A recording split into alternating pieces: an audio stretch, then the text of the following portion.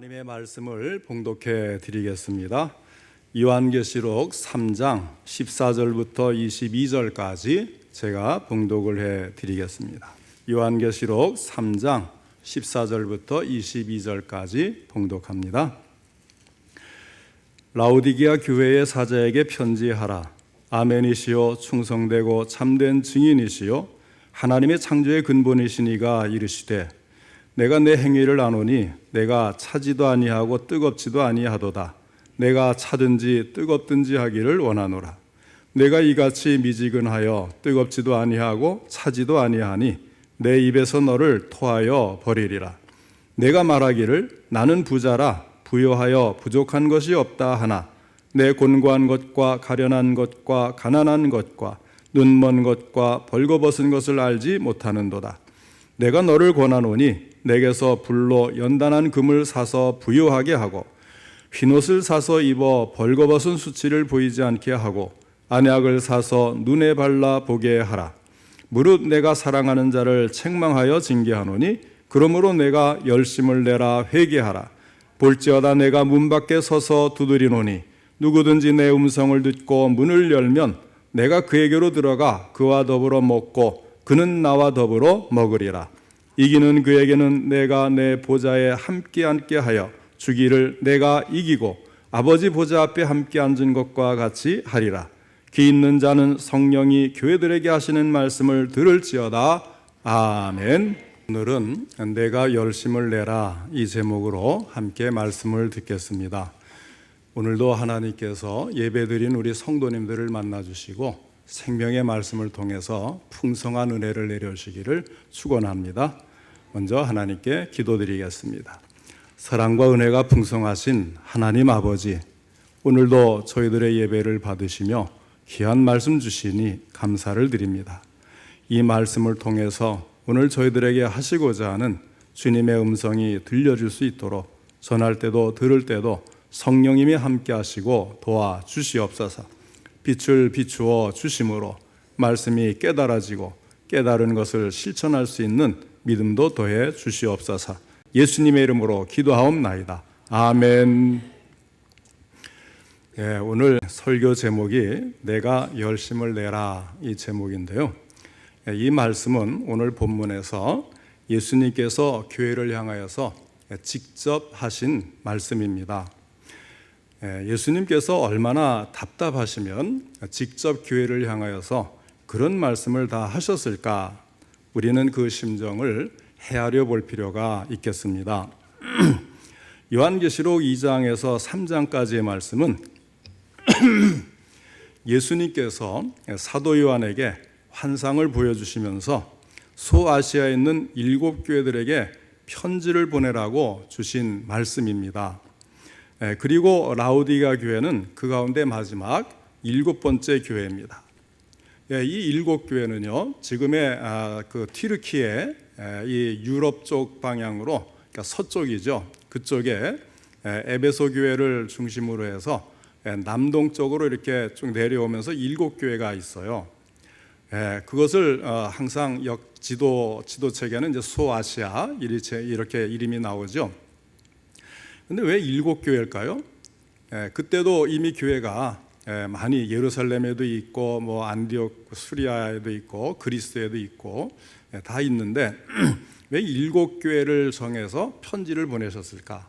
그러니까 7이라는 것은요, 충만한 숫자입니다. 그래서 온 세계의 모든 교회, 그러니까 시대를 초월하고 장소를 초월해서 존재하는 교회는 그렇게 보면 하나잖아요. 그러니까 모든 교회에 해당이 되는 것입니다. 그러면서도 7교회는 지교회에 해당이 되는 거니까 우리가 참 신앙생활하면서 가끔 지교회를 좀 소홀히 여기는 경우가 있어요. 우리 교회는 예수 믿는 사람들의 집단이지 그렇게 하면서 이렇게 배운 것이 있으니까 그렇게 생각하는데 예수님은 각 지교회에 분명하게 편지를 보내셔서 그곳의 목사님과 교인들에게 그들의 실정에 대해서 분명히 지적을 해주시고 책망하시고 칭찬하시고 처방을 주셨다는 걸 보면요, 이 지교회, 그러니까 우리 뭐 익산중앙교회라든지 저쪽에 뭐 또 삼내 동부교회라든지 이런 교회 지교회를 주님이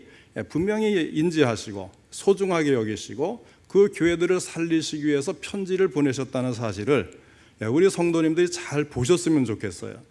지교회는 정말로 예수님을 머리로 하는 교회 안에 있는 이 각 지역마다의 교회로서 하나님께서는 소중히 여기시고 그 교회를 살리시기를 원하신다. 이 사실을 잊지 마시기를 바랍니다. 그래서 이제 7교회 중에 이제 각 교회마다 다 진단을 내리시고 또 책망, 칭찬하시고 처방을 내리시고 이제 마지막 라오디게아에 도착을 해서 그곳에 보낸 편지의 말씀인 겁니다. 이 앞에 6교회는 그 내용을 보면 칭찬과 책망이 함께 들어가 있어요.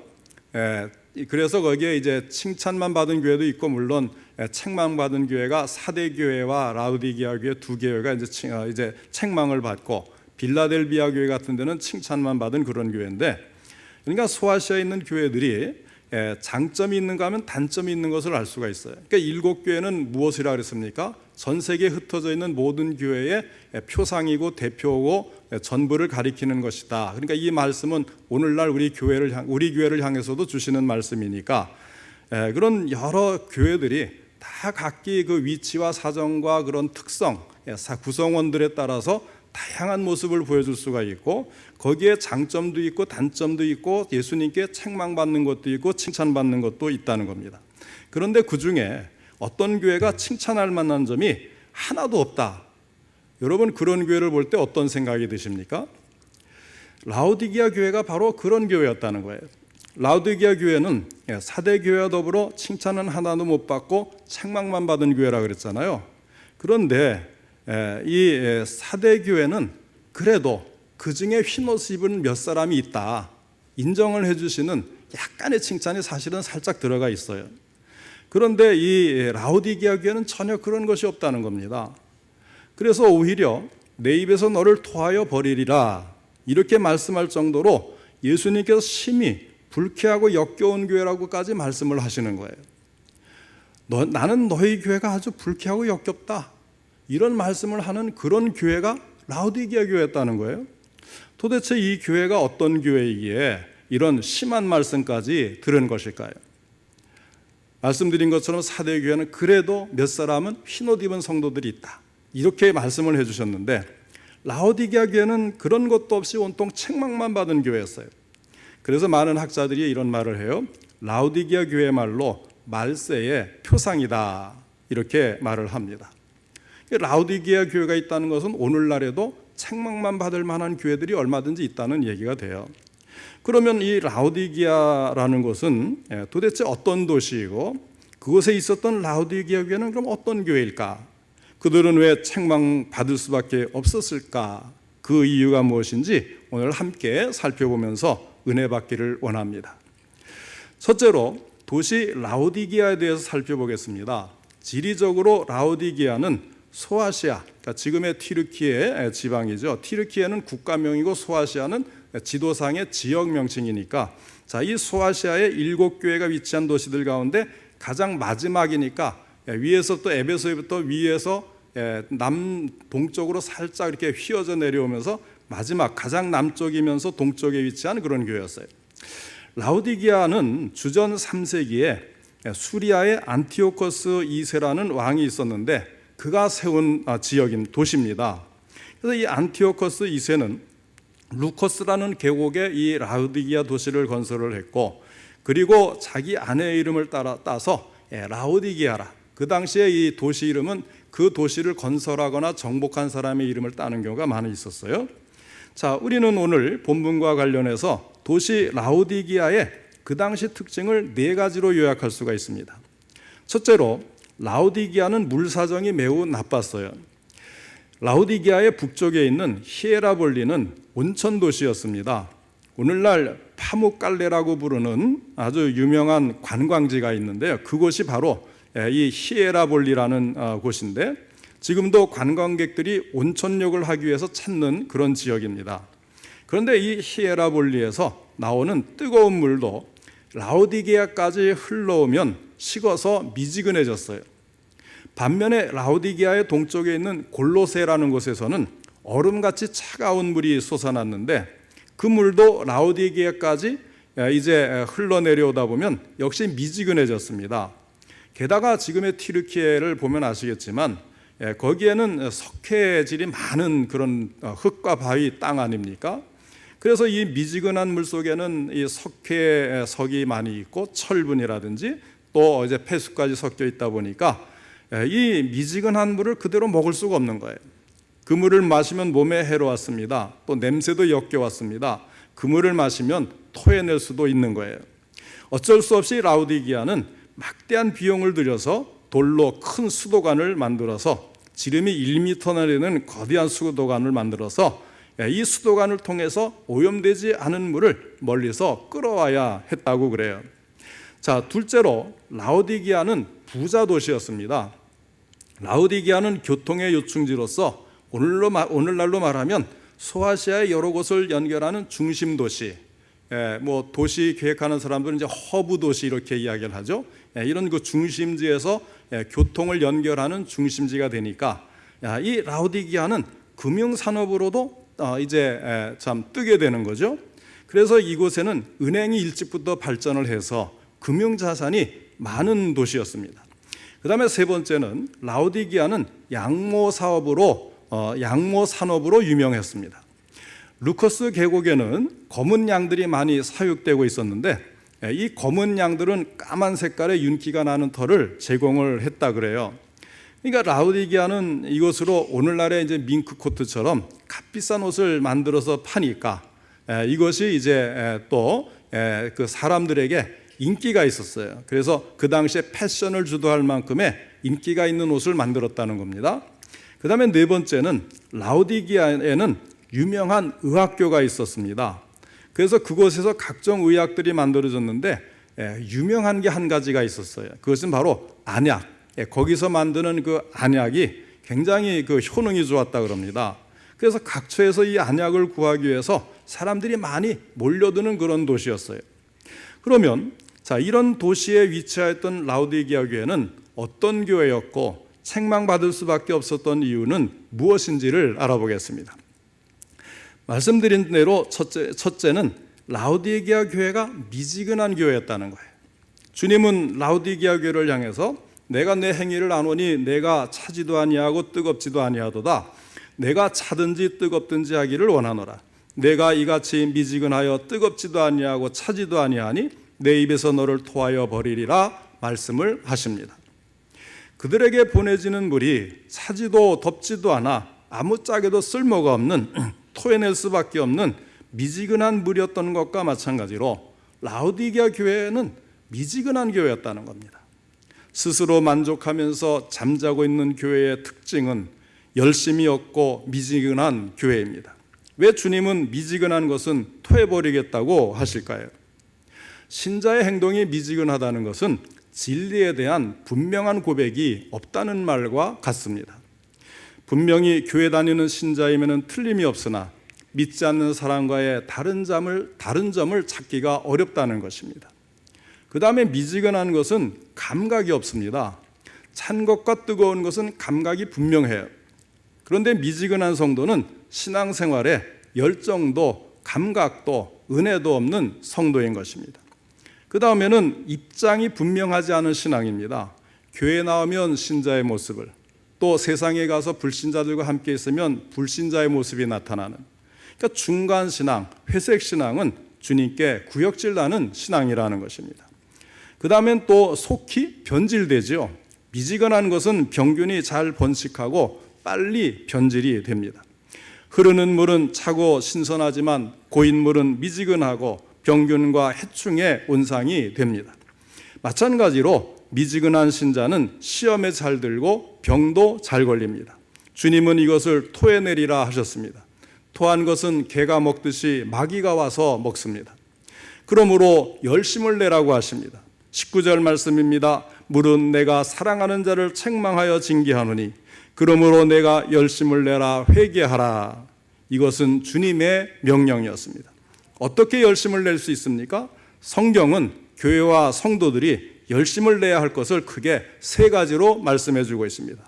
하나는 선한 일에 열심을 내야 합니다. 디도서 2장 14절을 보면 그가 우리를 대신하여 자신을 주심은 모든 불법에서 우리를 속량하시고 우리를 깨끗하게 하사 선한 일을 열심히 하는 자기 백성이 되게 하려 하심이라.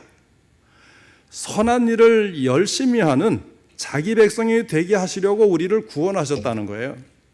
우리의 이웃을 위해서, 주님을 위해서 우리가 할 수 있는 선한 일들을 찾아서 그 일을 감당해야 합니다. 곤고한 자들, 가련한 자들, 가난한 자들, 눈 멀고 벌거벗겨진 삶을 사는 이웃을 향해서 우리의 가진 재능과 능력을 따라서 봉사하는 삶을 살아야 합니다. 그 다음에 둘은 복음을 위해서 협력해야 합니다. 빌립보서 1장 27절에 오직 너희는 그리스도의 복음에 합당하게 생활하라. 이는 내가 너희에게 가보나 떠나 있으나 너희가 한 마음으로 서서 한 뜻으로 복음의 신앙을 위하여 협력하는 것과 하였습니다. 복음의 신앙을 위하여 협력하라는 거예요. 복음을 위해서 협력하는 길은 여러 가지가 있겠죠. 직접 나가서 전도하는 방법 당연히 있습니다. 선교하는 것도 있습니다. 또는 물질적인 후원, 헌금을 통해서 교회 재정을 담당해서 이 같은 일을 다른 사람이 잘 할 수 있는 기반을 마련해 주는 거죠. 또 기도를 통해서 영적인 후원을 해주는 거 절대로 빼놓을 수가 없는 거예요. 기도가 없이는 되는 일이 없는 거죠. 사실 선교사님들을 위해서 지원하는 것은 어떤 선교사님은 오히려 물질보다는 기도 지원을 좀 더 적극적으로 해달라 이렇게 요청할 정도로 기도가 있어야 선교 열매가 맺어지는 것입니다. 또 이제 식사 봉사를 담당한다든가 이웃에게 이제 좋은 관계를 맺고 좋은 인상을 남겨서 교회에 좋은 이미지를 만들어 가서 교회가 전도하는데 유익한 환경을 만들어주는 것, 이렇게 다양한 재능과 형편을 따라서 우리의 힘닿는 대로 돕는 모습이 필요한 것입니다. 그 다음에 셋은 직무를 수행해야 합니다. 디모데후서 4장 5절에 그러나 너는 모든 일에 신중하여 고난을 받으며 전도자 일을 하며 내 직무를 다하라 하였습니다. 나에게 주어진 일에 대해서 최선을 다하라는 것입니다. 직장에서의 직책이 되었건 또 교회의 직책이 되었건 자신에게 주어진 일에 대해서 최선을 다해야 합니다. 어떤 분은 교회에서는 열심히 봉사하고 뜨겁게 하는 것 같은데 직장이나 또 다른 이제 이웃과의 연합해서 하는 일에는 굉장히 미지근해서 참 이제 별로 유익을 못 주고 도움이 안 돼서 사람들에게 외면당하는 그런 그리스도인들이 분명히 있어요. 그런 것을 하지 않도록 세상에 나가서도 자기 직무에 최선을 다하고 교회에서도 최선을 다하고 이 두 가지를 같이 겸해야 되기 때문에 우리 성도들은 더 성실하고 더 열심을 내야 되겠죠. 목사로서, 장로로서, 권사로서, 집사로서 또 성도로서 우리는 주어진 직책에 대해서 교회 안에서도 최선을 다해야 합니다. 그리고 교회 안에서 분발할 일 중에 하나는 우리가 이 집회, 우리가 예배 드리는 일, 주일에 정기적인 예배라든지 우리의 교회에서 정한 그 정식 집회들을 열심히 참여하는 거예요. 우리 한국교회는 또 새벽 기도회라는 게 있지 않습니까? 그래서 굉장히 그 새벽 기도를 부담스러워하고 그래서 이제 미국에 이민 간 사람들은 새벽 기도를 안 하거나 아니면 주일날 새벽에만 온다 그래요. 그것도 이해할 만한 것이 미국은 1시간, 2시간 차를 타고 모이는 그런 교회들이 많으니까 한편은 이해가 갑니다만은 그러나 우리 한국교회는 아주 고정적으로 계속 새벽 기도를 하는 것이 정해진 법과 같은 것 아니겠습니까? 그런데 이 새벽 기도회는 하루의 첫 시간을 주님을 만나고 기도하며 시작하는 시간이기 때문에 굉장히 중요한 겁니다. 그런데 개인적으로는 그것을 하겠다 결심을 하고 못해요. 그러나 이 새벽 기도를 우리가 마음 먹고 나오게 되면 새벽 기도는 이제 참 좀 희미한 마음으로 왔어도 목사님과 같이 또 찬송하고 말씀 듣고 기도하니까 다시 정신이 번쩍 들어서 진심으로 기도하고 하루를 시작하게 되니까 대단히 참 소중한 그런 시간이 아닐 수가 없어요. 찬양대라든지 교사라든지 또 교회의 여러 이제 각 부서에서 또 일을 맡아서 봉사하는 것, 이런 것들이 다 열심을 낼 수 있는 방법인데 이런 것들을 우리는 최선을 다해서 해야 된다는 것입니다. 그럴 때에 우리는 열심히 있고 생명력 있는 뜨거운 교회가 되고 뜨거운 성도가 되고 나도 그렇게 함께 뜨거운 교인이 될 수가 있는 거예요. 어떤 사람이 성령 충만 어떻게 하면 됩니까? 그런단 말이에요. 제가 이론적으로는 이미 설명을 드렸어요. 성령 충만이라는 것은 그냥 뭐 몸이 뜨겁거나 뭐 큰 소리로 기도하거나 이런 것이 아니고 성령님이 하시는 일에 100% 내가 순종하면 그게 성령 충만이다. 그러나 50%만 순종하고 50%를 순종하지 않으면 50%는 성령 충만이 아니라는 거예요. 어떤 사람은 이제 물에 이렇게 가득 찬 것처럼 뭐 성령이 내 안에 뭐 가득 차야 되는 줄로 아는데 아닙니다. 성령 충만은 그 삶 속에서 100% 말씀에 순종하여 살면 100% 충만한 거예요. 그렇지 않으면 충만하지 못한 거거든요. 그럼에도 불구하고 성령 충만을 받기 위해서는 혼자서는 어렵다는 거예요. 물론 어떤 분은 꿋꿋한 신앙을 가지고 홀로 있어도 아니면 뭐 광야와 같은 벌판에 혼자 있어도 꿋꿋하게 성령 충만해서 100% 성령께 순종할 수 있지만 사람은 약하거든요. 그러니까 그런 그 분위기가 같이 휩쓸려서 같이 가는 게 참 좋거든요. 그래서 모임을 가져야 되고 성경 공부를 한다든지 우리 청년부가 좀 모임을 갖는 것이 소중한 이유가 바로 그거예요. 혼자서는 성령 충만할 수 없고 혼자서는 열심 낼 수 없고 혼자서는 뜨거울 수가 없으니까 같이 뜻이 맞는 사람들이 함께 기도하면서 손을 맞잡고 때로는 눈물을 흘리며 기도하고 때로는 정말 기쁨의 큰 소리로 같이 사명을 위해서 기도하고 그렇게 해서 같은 목표를 정하고 나아갈 때 그때 우리가 성령 충만할 수 있거든요. 그러니까 교회는 이 소그룹이 많이 모여야 되는데 지금 우리가 그럴 형편이 못 되지 않습니까? 그러니까 주일학교도 소그룹이라 생각하시고 거기에서 학생들이 같이 어린아이지만 저희도 그랬거든요. 초등학교 때 같이 이렇게 나란히 손잡고 막 뜨겁게 기도하는 것이 초등학교 때 일이거든요. 요즘에는 그런 것은 아이들은 못할 거라 생각하고 포기하는 경우가 있는데 아닙니다. 지금이라도 우리 주일학교 학생들 어려서부터 교사들이 뜨겁게 기도하고 같이 손잡고 통성 기도하고 하면 그 학생들이 어려서 할 수 있어요. 왜? 우리가 했거든요. 그 다음에 이제 우리 청년부도 마찬가지예요. 그런 식으로 함께 하면 성령 충만을 받을 수가 있는 거예요. 나 혼자 못해도 함께 하면 서로가 자꾸 힘이 되어서 뜨거워지고 그러다 보면 목표가 생기잖아요. 목표는 무엇입니까? 영혼 구원하는 것이죠. 하나님 나라를 확장하는 것이죠. 여기에 뜻을 같이 해서 성령 충만해질 수 있는 뜨거운 교회, 뜨거운 교인이 될 수가 있는 것입니다. 그 다음에 이제 우리가 분발할 일 중에 하나는 그 다음에 이제 그 라오디게아 교회가 어떤 교회였는가? 두 번째를 보면 라오디게아 교회는 자만심에 취해 있는 교회였어요. 그 당시에 라오디게아에는 상류 계급의 사람들이 많이 살고 있었습니다. 17절 상반절에 보면 나는 부자라 부요하여 부족한 것이 없다 말한다고 했습니다. 라오디게아는 정말 이제 부요했던 그런 도시였어요. 그러니까 라오디게아 교회도 부유한 사람들이 많이 출석했던 부자 교회라고 할 수가 있는 겁니다. 그래서 그런지 현실에 안주하려는 경향이 강했던 것 같아요. 이만하면 됐지. 그런 현상 유지의 사고방식으로는 영적인 생명력을 발휘하기가 쉽지가 않습니다. 다른 모든 것은 발전하고 있는데 현상 유지만 하려고 하면 그 교회는 이미 죽어가고 있는 것이에요. 그 다음에 이제 세 번째로 라오디게아 교회는 눈먼 교회였습니다. 자기 성찰이 없었으니까 자만심에 빠졌다. 이렇게 말할 수가 있는 거죠. 라오디게아 교회는 옛날부터 세 가지의 큰 자랑거리를 가지고 있었습니다. 황금을 많이 보유한 은행, 그 다음에 발전된 의학기술과 안약, 그리고 옷, 의류 제조, 이것으로 이제 널리 알려진 도시였습니다. 그 도시를 향해서 주님은 이런 말씀을 해요. 17절로 18절 말씀입니다. 내가 말하기를 나는 부자라 부유하여 부족한 것이 없다 하나 내 곤고한 것과 가련한 것과 가난한 것과 눈먼 것과 벌거벗은 것을 알지 못하는도다. 내가 너를 권하노니 내게서 불로 연단한 금을 사서 부유하게 하고 흰옷을 사서 입어 벌거벗은 수치를 보이지 않게 하고 안약을 사서 눈에 발라 보게 하라. 자, 라오디게아 교인들은 스스로 부자라고 했습니다. 옷도 좋은 것을 만들어서 패션을 이끌어가는 그런 도시였어요. 또 은행에는 이제 황금도 많고 그러다 보니까 이제 시민들도 잘 사는 사람들이 많았죠. 또 안약이 유명했습니다. 눈 밝은 사람도 많았어요.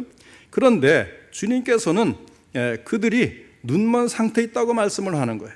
그리고 다들 비싸고 좋은 옷을 입었을지 모르지만 그들에게 벌거벗었다고 말씀을 하는 것입니다.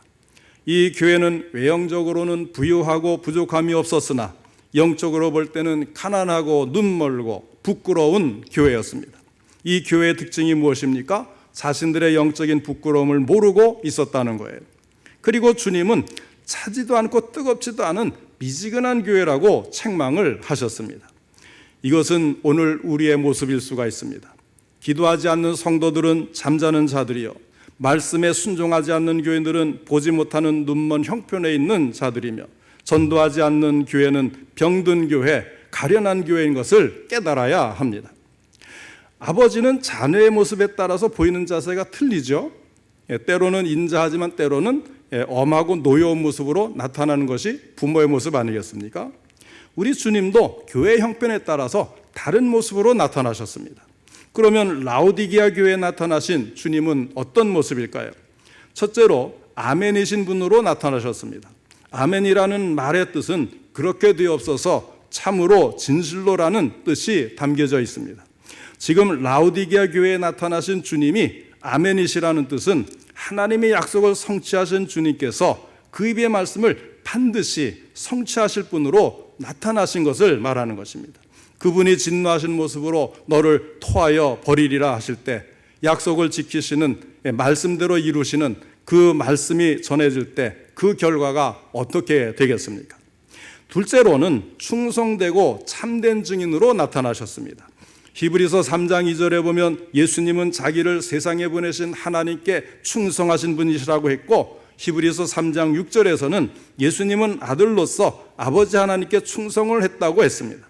그리고 빌립보서 2장 8절에 보면 사람의 모양으로 나타나서 자기를 낮추시고 죽기까지 복종하셨으니 곧 십자가에 죽으심이라 하였습니다.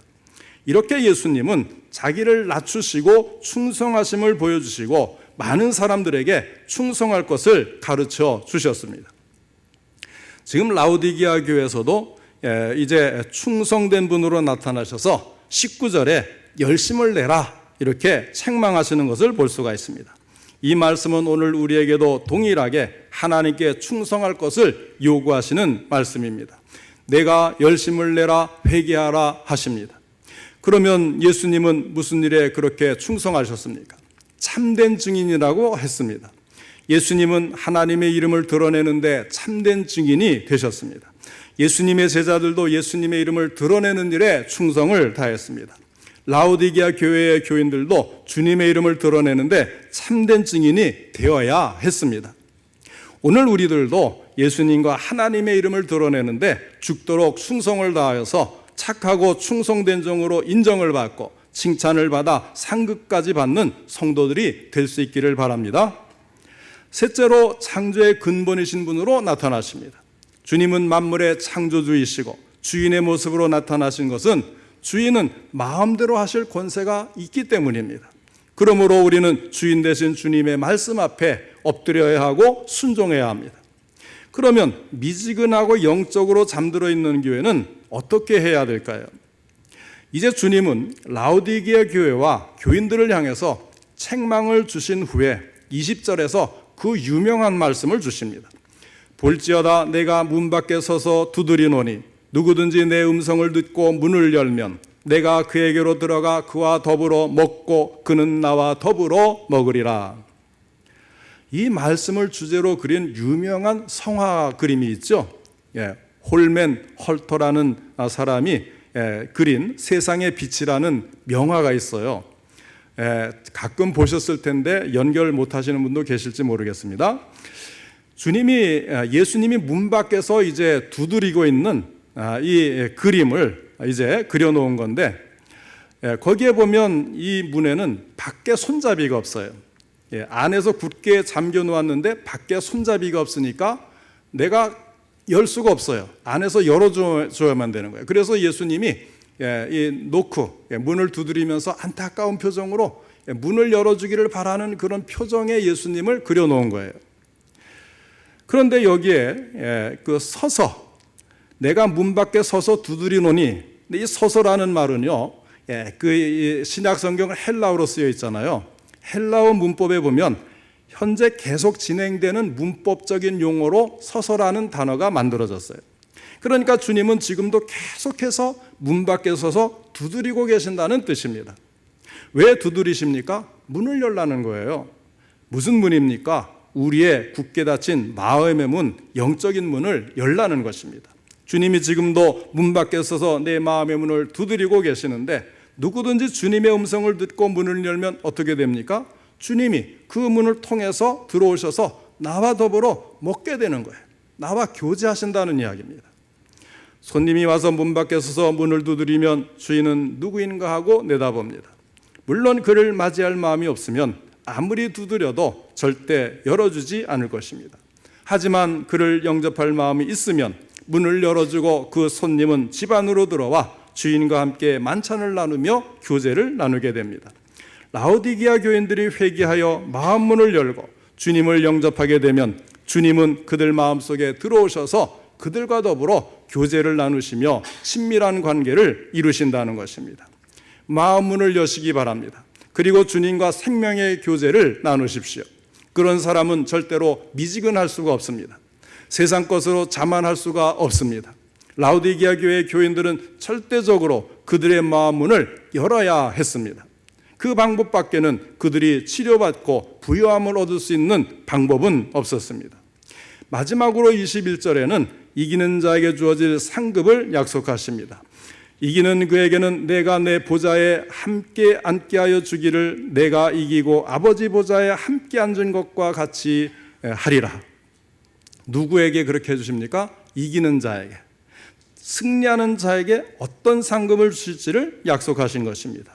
승리한 자에게는 주님의 보좌에, 다시 말해서 예수 그리스도께서 재림하여 세상을 다스리시는 왕의 보좌에 앉으실 때에 그 보좌에 함께 앉게 해주시겠다는 겁니다.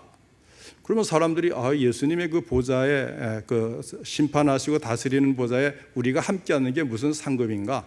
천국에 가서 우리가 좋은 것을 누리면 되는 것 아닌가? 여러분, 그런 것은 기본으로 돼 있는 거예요.